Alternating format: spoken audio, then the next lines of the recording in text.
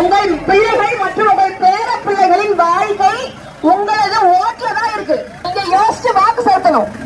இங்க சந்திரபுரம் ஊராட்சியில பாருங்க, 9,000 மக்கள் இருக்கீங்க. இந்த மக்களுக்கு ஒரு ஆஸ்பத்திரி கூட கிடையாது. ஆஸ்பத்திரி சுகாதார நிலையமாரியா இருக்குது, ஒரு வசதி கிடையாது. அவசரத்துக்கு இங்க இருந்து புதுப்பேட்டைக்கோ திருப்பத்தூர் போகணும். ஒரு எமர்ஜென்சி உடம்பு முடியல அப்படின்னா பிள்ளைகளை கொண்டு போய் காட்டுறதுக்கு ஆஸ்பத்திரி கிடையாது. பஸ் வசதி இல்ல, பஸ்ஸுக்கு நிக்கணும், காத்து நிக்கணும். பஸ் இல்லன்னு பாதி பேர் பக்கத்துல வீட்டுக்கே போயிடுறாங்க. பஸ் இல்லன்னு சுதந்திரம் வாங்கி 75 ஆண்டுகள் மேல ஆகுது. இன்னும் பல கிராமங்கள்ல அடிப்படை வசதிகள் கூட கிடையாது. சரியான ரோடு வசதி கிடையாது, தண்ணி கிடையாது. ஒரு அம்மா என்கிட்ட அழுகுறாங்க, தண்ணி இல்லமா கடைசி 20 நாள் எனக்கு தண்ணி கிடையாது. ஒவ்வொரு கேன் நாங்க 600 ரூபாய் 800 ரூபாய் கொடுத்து நாங்க லாரியில தண்ணி வாங்கி விட்டு நாங்க வந்து குடும்பம் நடத்துறோம்.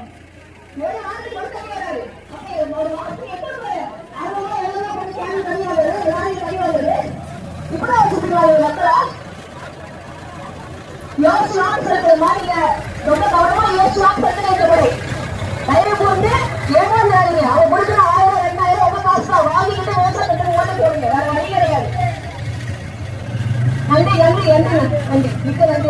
கண்டிப்பா நீங்க வாக்களிக்க வேண்டிய சொன்ன விவசாய சின்னம் ஏப்ரல் 23 நெருங்கிகள் வாக்களிக்க வேண்டிய சின்னம் விவசாய சின்னம்.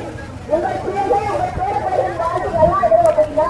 நீங்கள் வாக்களிக்க வேண்டிய நாங்கள் 2 அனைவரும் குறிப்பாக 2 பேரை படித்த பிள்ளைங்களா வேலைக்கு போயிருக்கிற பிள்ளைங்க 2 அண்ணன்மார்களுக்கும் 3 பசங்க 6 பசங்க குடும்பத்துல. இப்போ அண்ணன்மார்கள் எல்லாம் குடிக்க ஆரம்பிச்சாச்சு. குடிச்சு இப்போ அவங்க குடும்பம் நடுத்தருக்கு வந்துருச்சு. அந்த தங்கச்சி என்கிட்ட கண்ணீர் விட்டு அழுதாங்க. இப்படி எத்தனை குடும்பங்கள் இந்த குடும்பங்களை கொல்லி வச்சு அந்த காசு சம்பாதிக்கிறாங்க.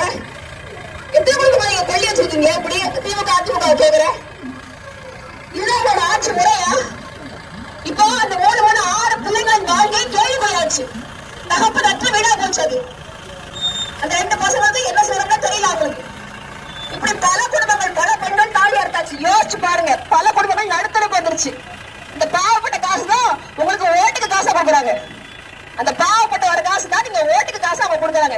நீங்க இவ்வளவு அட்டூழியத்தை இவங்க பண்றதுக்கு பிறகும் நீங்க அவங்களுக்கு வாக்கு செலுத்துறீங்க அப்படின்னா அந்த பாவத்துல நமக்கும் பங்கு இருக்குன்னு அர்த்தம்.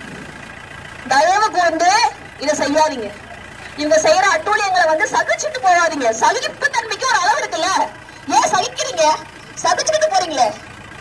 யாருதான் திருடல, யாருதான் பல்லடிக்கலான்னு கேக்குறீங்க. இப்படியா சகிப்பு தன்மை இது? 1 ரூபாய் திருடாலும் திருட்டு தானே, 1 கோடி திருடாலும் திருட்டு தானே, திருட்டு பயிர் பசங்க தானே. அப்ப இவங்களுக்கு எதுக்கு நீங்க வாக்கு செலுத்துவீங்க? ஜாதிக்காக ஓட்டு செலுத்தியாச்சு, மதத்துக்காக ஓட்டு செலுத்தியாச்சு, காசுக்காக ஓட்டு செலுத்தியாச்சு. உங்களுக்காக உங்க பிள்ளைங்களுக்காக பேர பிள்ளைங்களுக்காக என்னைக்கு நீங்க வாக்கு செலுத்த போறீங்க? யோசிச்சு ஓட்டு போடுங்க. உங்களுக்காக போடுங்க, உங்க பசங்களுக்காக போடுங்க, உங்க பேர பிள்ளைங்களின் நல் வாழ்க்கைக்காக போடுங்க. இந்த முறை நாம் தமிழர் கட்சி விவசாய சட்டத்துக்கு வாக்கு செலுத்துறதுதான் நாங்க உறுதியா செட்டேரி அணைக்கு தண்ணி கொண்டு வருவோம். செட்டேரி அணைக்கு தண்ணி கொண்டு வந்துட்டோம் அப்படின்னா எல்லா ஏரி குளத்துக்கும் தண்ணி வந்துருச்சு அப்படின்னா நிலத்தடி நீர் உயர்ந்துடும். இப்ப 1000 அடிக்கு போர் போட வேண்டியது, 1000 அடிக்கு கீழே சில இடங்கள் தண்ணி இல்ல. இப்ப இந்த சூழ்நிலை அப்படின்னா உங்க பிள்ளைகளும் பேர பிள்ளைகளும் எப்படி தரத்துல வாழ முடியும்? யோசிச்சு பாருங்க. தண்ணி இல்லாம நாளைக்கு நீங்க என்ன பண்ணுவீங்க? இந்த ஆட்சியாளர்களுக்கு அதெல்லாம் யோசனையே கிடையாது. அவங்களுக்கு புதுசா டாஸ் வாக்கு திறக்கணும், தள்ளாடுற குடும்பங்களையும் கெடுக்கணும், அவங்களுக்கு வருமானம் வந்துகிட்டே இருக்கணும். ஆனா நாம் தமிழர் கட்சி முறையாக உங்களுக்கு நல் வாழ்க்கைக்கு என்ன பண்ணணுமோ அதை நாங்க பண்ணுவோமா? தயவு கொடுத்து நீங்கள் இந்த முறை விவசாய சட்டத்துக்கு வாக்கு செலுத்துங்க. பெண்கள் நீங்க தான் வந்து குடும்பத்தை அறிவோட யோசிச்சு நடத்துறவங்க. பெண்களுக்கு இருக்கிற அறிவு வந்து அளப்பரிய அறிவு, ஆற்றல், அளப்பரிய ஆற்றல். பெண் தான் வந்து சக்தி, பெண் தான் குடும்பத்தை நடத்துற சக்தி. நீங்க முடிவெடுக்கிறது உங்க குடும்ப ஆண்கள் வந்து கேட்பாங்க, கட்சிக்கு ஓட்டு போடுங்க. நீங்க வந்து யோசிச்சு நீங்க சொன்னா கண்டிப்பா அவங்க கேட்பாங்க. தயவு கூர்ந்து உங்க பிள்ளைகளின் பேர பிள்ளைகளின் வாழ்க்கையை வந்து கருத்தில் கொண்டு நீங்கள் விவசாய சின்னத்திற்கு வருகிற ஏப்ரல் 23ஆம் தேதி அன்று நடக்கின்ற சட்டமன்ற தேர்தலில் எண் 2ல் இருப்போமா விவசாய சின்னம். நான் தான் போட்டியிட, நான் தான் உங்களது வேட்பாளர். இதனை தேர்ந்தெடுங்க. உங்களோட பிரச்சனைகள் அத்தனையும் நான் தீர்த்து கொடுப்பேன், உறுதியா தீர்த்து கொடுப்பேன். என்னோட உறுதிமொழி. சரிங்களா? மிக்க நன்றி. நன்றி. அனைவருக்கும் கல்வி, கல்விக்கேற்ற வேலை, அதற்கேற்ற ஊதியம், அதை கொண்டு வாழும் பெருமை மிக்க வாழ்வு. நமது சின்னம் விவசாயி.